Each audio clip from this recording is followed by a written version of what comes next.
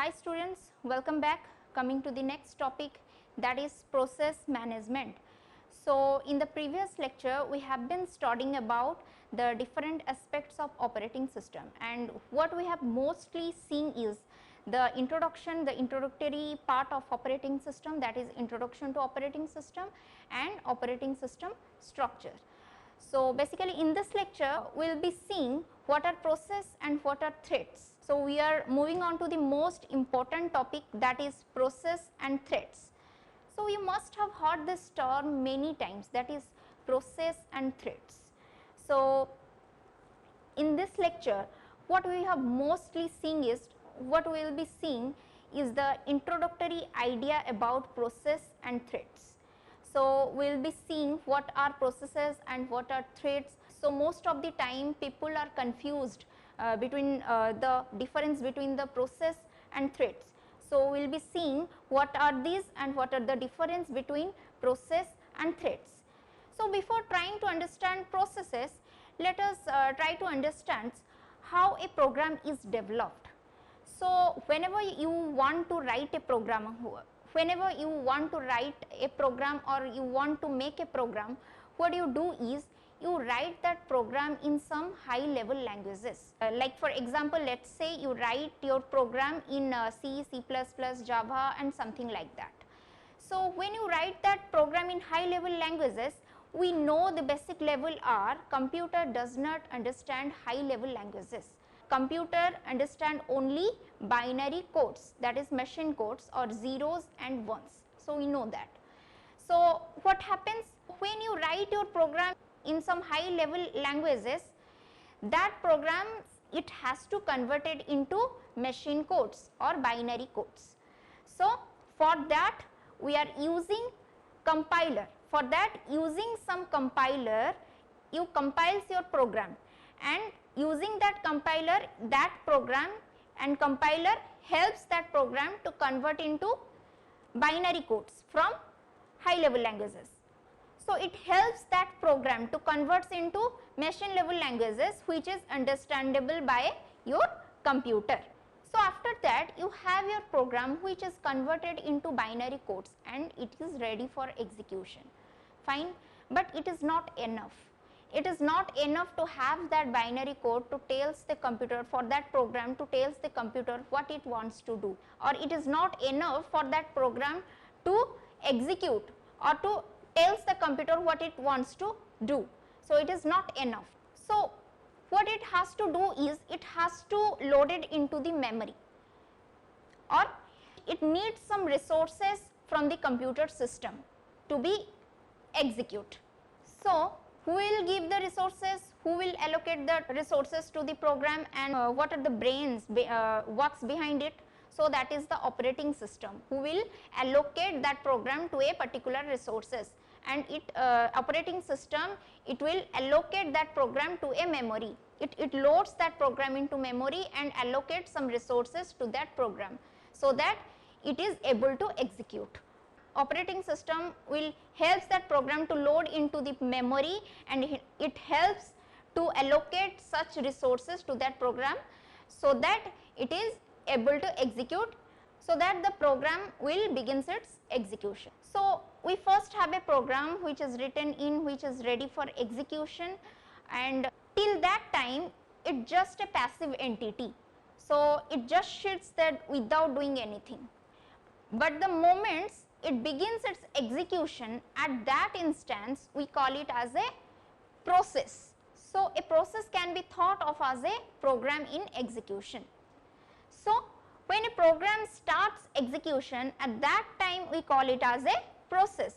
So when it is not executing, it just a program sitting there doing nothing, but the moment it begins its execution, at that time we call it as a process.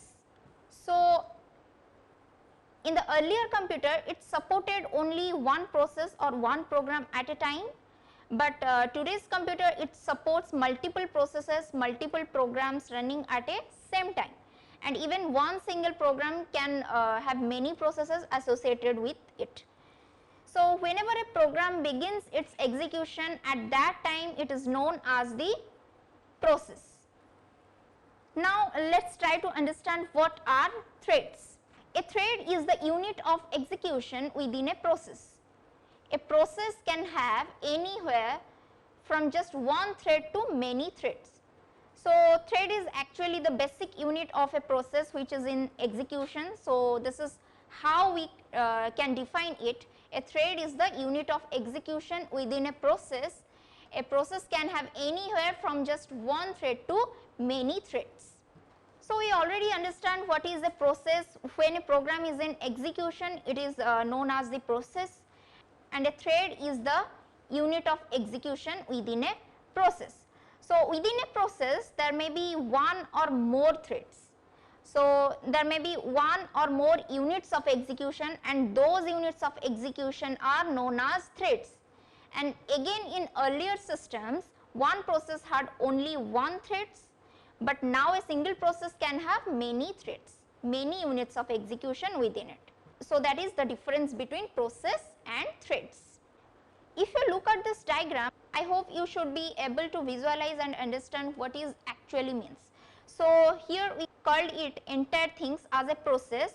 When a program begins its execution, it becomes its process, and within this process there are certain units of execution, and each units of execution as they are known as the threads. So these are all the units or the threads which are under execution within this processes. Now if you want to see the processes which are in execution in your system, you can see it using your task manager in Windows. You can open up the task manager and you can see which are the programs are loaded, what are the processes which are executing. So I hope it was clear to you. This is the introductory part, introductory idea about processes and threads. So how we differentiate between process and threads. So this is the most important part in process management system. So let us move on to the next topic, that is process control block or PCB. So first of all, let's see what is this PCB. Let us try to understand what are the uses of this PCB. So it says each process is represented in the operating system by the process control block or PCB, also called a task control block. So PCB is something that we use to represent a particular process in the operating system. So let us take an example diagram to see how the PCB looks like, and let us see what are the things we have in our PCB which helps us to represent that process in operating system. So let us see. So this diagram given here is the example of the PCB. So we have things like process ID, CPU scheduling information, memory management information, accounting information, IO status information, CPU registers, we have program counter, process state and something like that. So we have things like process state, process number, program counter, registers, memory limits, list of open files and so on. So this is just an example diagram of PCB and what are the things present in the PCB. So let us see one by one. So first thing we have is the process ID or process number. So the process ID or process number, as it is given in this example, it shows the unique number or unique ID of a particular process. So every process has to be represented by a unique ID which will identify that process. So this process ID is the unique number or identification that identifies a particular process, and this is one of the things that represent in a PCB, which is used to represent a particular process. Now the next one that we have is process state. So what is process state? It tells us the particular state in which a process is at that particular moment. There are many states like new, ready, running, waiting and terminate which a process is going through.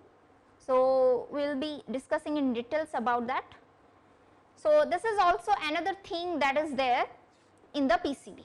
Next is program counter. So the program counter indicates the address of the next instructions that has to be executed for that particular process. Let me explain clearly. So, we know that a program is in execution is known as a process, we know that. So, when a program is executing at that moment, we call it as a process. When a process is being executed, the lines of instructions or the lines of codes are executed line by line, one by one. Now, when it is being executed, the program counter tells us the address of the next line that has to be executed. So, this is the work of the program counter. So, the program counter tells us the next address of the line of the instructions that has to be executed of a particular process. So, the next one that we have is CPU registers. It tells us the registers that are being used by a particular process. So, there are many types of registers like the index, stack pointers, general purpose registers and so on. Next is CPU scheduling information. So, scheduling determined which process has to be executed first, or it determined the order in which the process will be executed. Now, the next we have the memory management information. So, from the name itself we understand it represents the memory that is being by a particular process.